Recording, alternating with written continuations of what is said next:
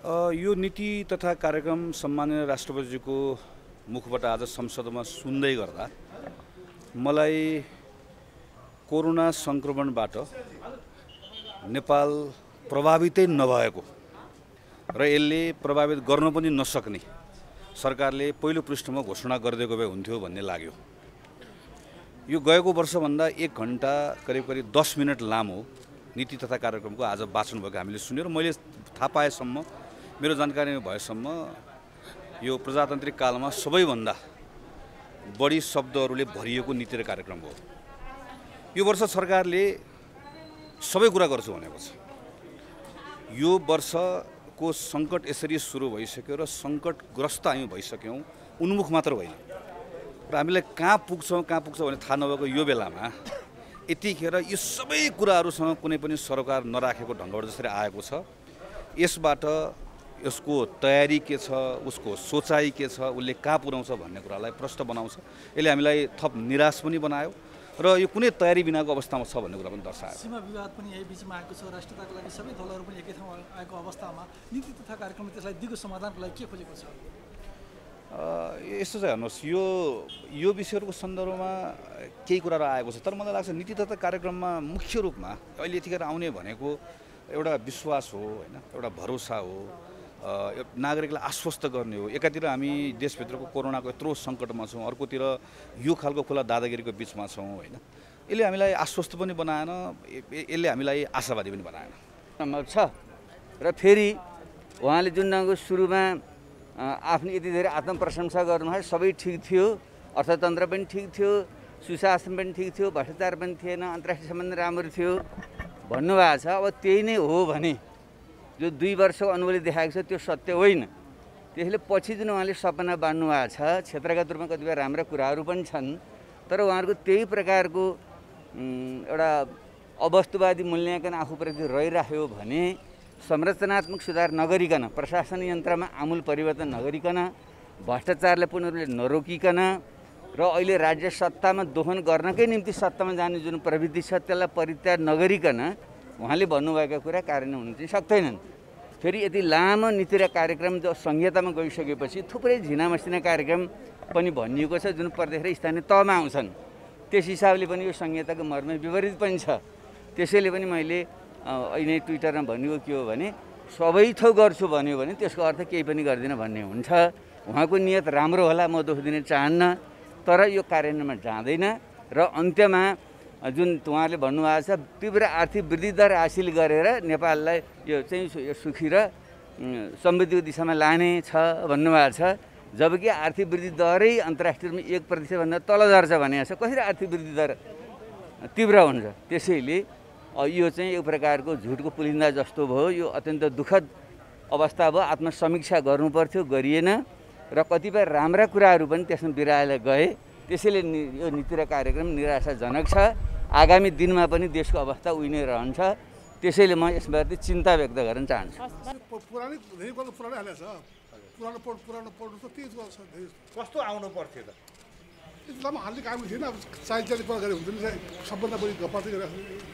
समेटिनुपर्ने कुराहरू समेटिएन भन्ने कुरा नि छैन नि। कोरोनाको करलाई कति सम्बोधन गरेको छ यसले? के अरे कोरोनाको सृजित अवस्थालाई कति सम्बोधन गरेको छ? अब गफ चाहिँ धेरै गरिरहेको छ, काम चाहिँ के हुन्छ थाहा छैन भएको छ। अब डिबेट हुन्छ। कार्यान्वयन हुनेमा कतिको विश्वास त? अब मुख्य कुरा कार्यान्वयन हो। अहिले कोभिड-19 को कारण जुन परिस्थिति सिर्जना भएको छ यसले सबैतिर जटिलताहरू चाहिँ पैदा गरेको छ। त्यसकारण चुनौती चाहिँ कार्यान्वयनकै छ। मलाई लाग्छ यो कार्यान्वयन गर्न सकियो भने चाहिँ यसले राम्रै गति लिन्छ। अब यो छलफल हुँदै जान्छ। मैले अघि नै भने नि हाम्रै पार्टीको नेतृत्वको सरकारले ल्याएको नीति कार्यक्रममा मेरो समर्थन।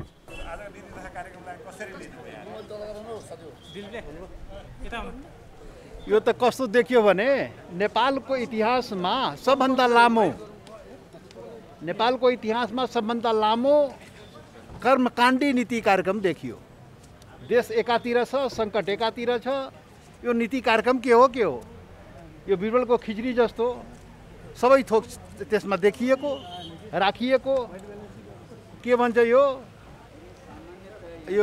नयाँ बोतलमा त्यो पुराना शराब भरिदिए जस्तै केही पनि नयाँपन देखिएको छैन। यो सबै पुरानो नीति कार्यक्रममा सुन्नु सबै थोक भेटाउँछ, एउटा चाहिँ नयाँ आएको छ है। त्यो गमला खेतीको कुरा चाहिँ नयाँ आएको छ, बाँकी सब त उस्तै त हो नि। त्यसले चाहिँ देश र जनता जुन यसले महामारीको सङ्कटमा छ, जुन हिसाबले देशको अर्थतन्त्र जोगाउनु पर्ने हो र जनताको जीवन रक्षा गर्नुपर्ने हो, त्यो हिसाबको चाहिँ केन्द्रित भएर नीति कार्यक्रम आएन के। यो त सबै थोक भनिदिएको छ, केही पनि नगर्नु, सबै थोक गर्छु भन्नुको मतलब केही पनि नगर्ने जस्तो देखियो के। त्यसैले यो नीति कार्यक्रमले चाहिँ देशको जुन आवश्यकता हो, जनताको आवश्यकता हो, जुन सङ्कट त्यसलाई पार गर्न सक्दैन गर्ने हो। कार्यान्वयनमा हामी तीव्रतामा जान सकेनौँ, कार्यान्वयनका संस्थागत संरचनाहरू बनाउन सकेनौँ भने नीति कार्यक्रम आफैमा पूर्ण हुँदैन। नीति कार्यक्रमलाई पूर्ण गर्नका लागि संरचनागत विकास, सुशासन र समग्र जनपरिचालन महत्त्वपूर्ण कुरा हो। त्यसले नीति कार्यक्रमको सफलतालाई नै अगाडि बढाउने हो। त्यसकारणले नीति कार्यक्रममा आएका कुराहरू समग्रमा र राम्रा आएका छन्। अब अहिलेको कोरोनाको महामारीले विश्व अर्थतन्त्रमा पार्ने प्रभाव, त्यसबाट नेपालमा पर्ने प्रभाव अझै कस्तो हुन्छ भन्न सकिँदैन। त्यो प्रभावको समग्र मूल्याङ्कन पछि मात्रै यो नीति कार्यक्रमले कस्तो गति लिन्छ भन्ने कुराको अनुमान गर्न सकिन्छ। अहिलेलाई नीति कार्यक्रम जो हामीले सुन्यौँ त्यो राम्रो छ र सबै क्षेत्रलाई समेटेको छ। फेरि पनि कार्यान्वयनका चुनौतीहरू हाम्रो अगाडि छन्। धन्यवाद। र आम जनतालाई कुनै पनि आशा, आत्मविश्वास र भरोसा नदिने र यान्त्रिक रूपमा आजभन्दा 25 वर्षदेखि लगातार भन्दै आइएका योजनाहरू पुरा गरिनेछ, पुरा गरिनेछ, पुरा गरिनेछ भनेर मन्त्र जाप गर्नु साह्रै नै हास्यास्पद हुनु। कमसेकम हास्यास्पद, योभन्दा कडा शब्द प्रयोग नगरौँ, हास्यास्पद खालको वक्तव्य छ यो, यति भन्न चाहन्छु। अब नीति कार्यक्रमको विषयमा आउँछु म। भने यति लामो एस्से मैले कल्पना गरेका थिएन। 63 पानाको छ, अघिल्लो वर्ष 26 पानाको थियो। 26 पानाबाट 63 पाना पुग्दाखेरि कहीँ सरकारलाई दुःखमा छौँ, कोरोनाको कारणले कसरी यो देखिन्छ थाहा छैन आजको दिनसम्म। स्वास्थ्यको चुनौती के हुन्छ थाहा छैन। स्वास्थ्यको चुनौती बढेन भने पनि सङ्क्रमण बढ्दै जाँदैछ। भारतको सङ्क्रमण हेर्दाखेरि पनि हामी कहाँ लुकेको परीक्षण नभएको सङ्क्रमण थुप्रै छ भन्ने कुरा सहजै अनुमान गर्न सकिन्छ। यस्तो बेलामा सरकारले सङ्क्रमण धेरै फैलिएन भने पनि अर्थतन्त्रलाई कसरी उकास्ने भनेर मूल विषयमा केन्द्रित हुने भन्दा सबै पहिली बनाइरहेको कार्यक्रम 6 महिना अगाडि हरेक मन्त्रालय लेख्न तयार भएको कार्यक्रममा फेरि बेला अलिअलि कोभिड-19 को कुरा राख्नु भएको छ। आजको दिनमा त हामीले कुरा गर्नुपर्ने के हुन्थ्यो भन्दा यसबाट हुन सक्ने क्षति कहाँ हो, त्यो क्षतिलाई न्यून गर्नलाई हामीले के गर्न सक्छौँ, त्यतातर्फ ध्यान दिनु। विदेशबाट रोजगारीबाट फर्किने मानिसका लागि के गर्न सकिन्छ त्यतातर्फ ध्यान दिनुपर्ने हुन्थ्यो। स्वास्थ्यको क्षेत्रमा अब आउने चुनौतीहरूलाई कसरी सामना गर्छौँ त्यतातर्फ ध्यान दिनुपर्ने हुन्थ्यो। विदेशबाट हामीलाई थुप्रो स्रोत साधन आउँदैन, त्यो स्रोत साधन जुटाउनको लागि के गर्ने त्यसमा ध्यान हुनुपर्थ्यो। अब देशभित्रको स्रोत साधनले मात्रै पुर्याउँछु भन्नुभएको छ, यतिका कामहरू कसरी गर्न सकिएला भने एउटा मन्त्रालयको पनि यति लामो फेरस्त छ कि बजेटमा पनि यति धेरै पहिले हुने गरेको थिएन। त्यसैले सरकारले प्राथमिकता गुमाएको छ। प्राथमिकता गुमाएर बनेको कार्यक्रमले, प्राथमिकता गुमाएको नीतिले यो कहरबाट, यो सङ्कटबाट मुलुकलाई बाहिर निकाल्न सक्दैन। त्यसैले मैले अहिले पनि नम्रतापूर्वक सरकारलाई आग्रह गर्छु, यो 63 पानाको नीति र कार्यक्रम बिर्सिनुहोस्। प्राथमिकता के हो त्यतातर्फ कुरा गरौँ। नेपालको अर्थतन्त्रलाई उकास्ने उपाय, तल जान नदिने, उकास्ने नभनौँ, तल जान नदिने अहिले तत्कालका लागि के हो र आउने दिनमा यसबाट आएका अवसर र चुनौती दुईटालाई सामना गर्ने कुराको त्यति छोटो कुराका लागि मात्रै अगाडि जाउँ भन्ने लाग्छ। सीमा अतिक्रमणको बारेमा अन्तिमसम्म उहाँहरूको केही आएन, अन्तिममा आएर अलिकति बोल्नुभयो। हामीले भरोसा गर्ने ठाउँ अहिलेसम्म पाएको छैनौँ कि उहाँहरू सीमा अतिक्रमणको विषयमा साँच्चै गम्भीर हुनुहुन्छ भन्ने कुरा। सरकारले काम गरेर प्रमाणित गरोस्, हाम्रो सहयोग रहन्छ। म यति नै भनेर टुङ्ग्याउँछु। धन्यवाद।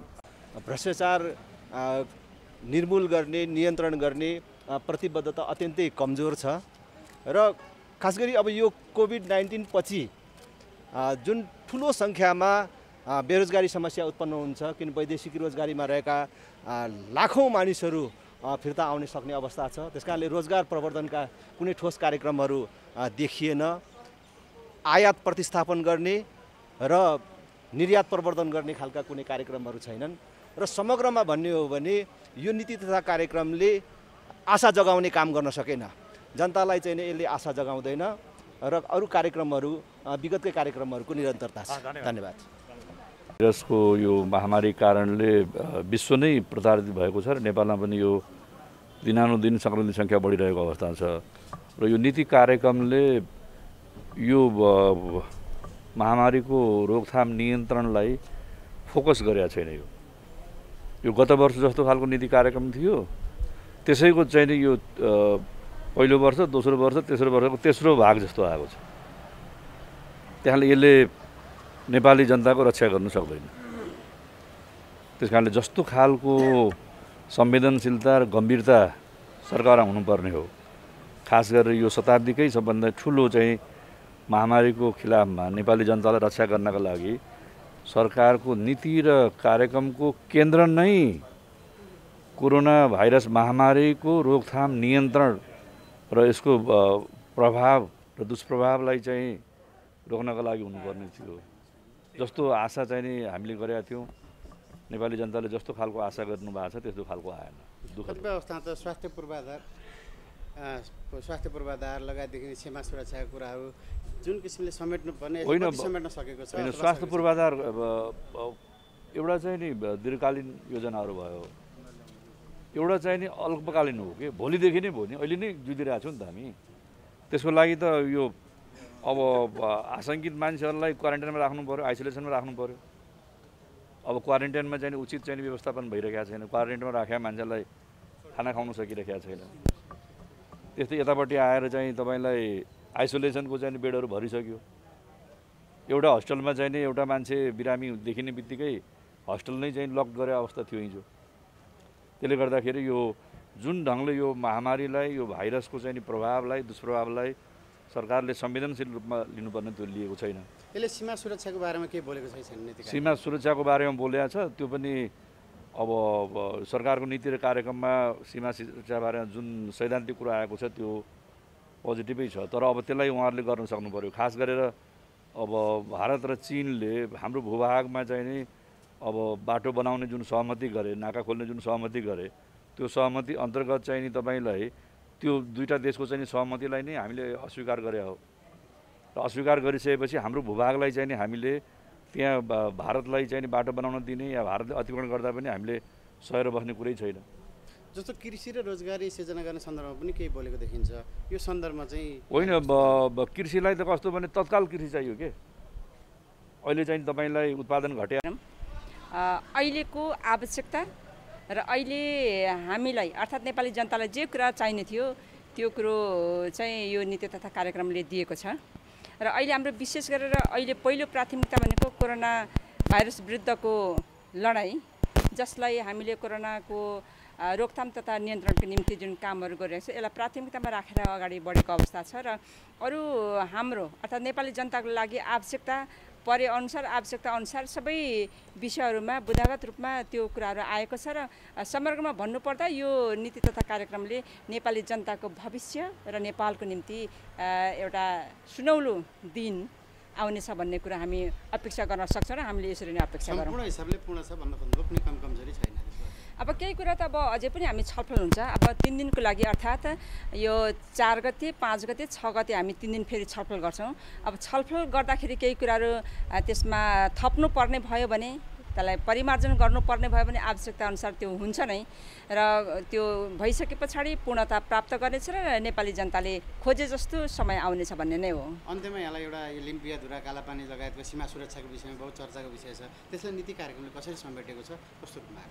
यो नीति तथा कार्यक्रममा लिम्पिया धुरा अर्थात् नेपाली जनताले हामीले जे अपेक्षा गरेका छौँ, जे खोजेका छौँ, जुन सीमा विवाद भइरहेछ त्यो हाम्रो मुलुक हो, हाम्रो भूमि हो, हामीले हाम्रो लिन्छौँ भन्ने खालको कुरा स्पष्ट रूपमा नीति तथा कार्यक्रममा यो कुरा आएको छ। र आम नेपाली जनताको अपेक्षा र चाहना पनि यही हो र यो आवश्यकता हो र यही कुरालाई चाहिँ नीति तथा कार्यक्रममा समावेश गरिएको छ।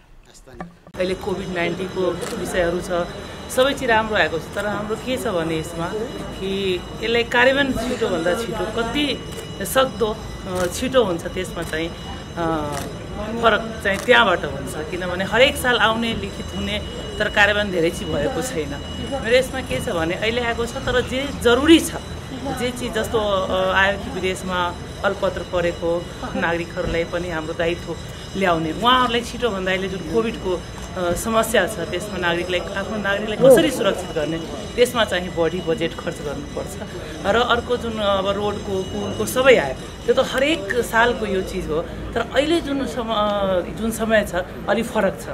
यो फरक समयमा चाहिने चिज चाहिँ पहिला गर्नुपर्छ यसमा चाहिँ कार्यान्वयन छिटो हुनु पर्यो प्र्याक्टिकली चाहिँ जानु पर्यो।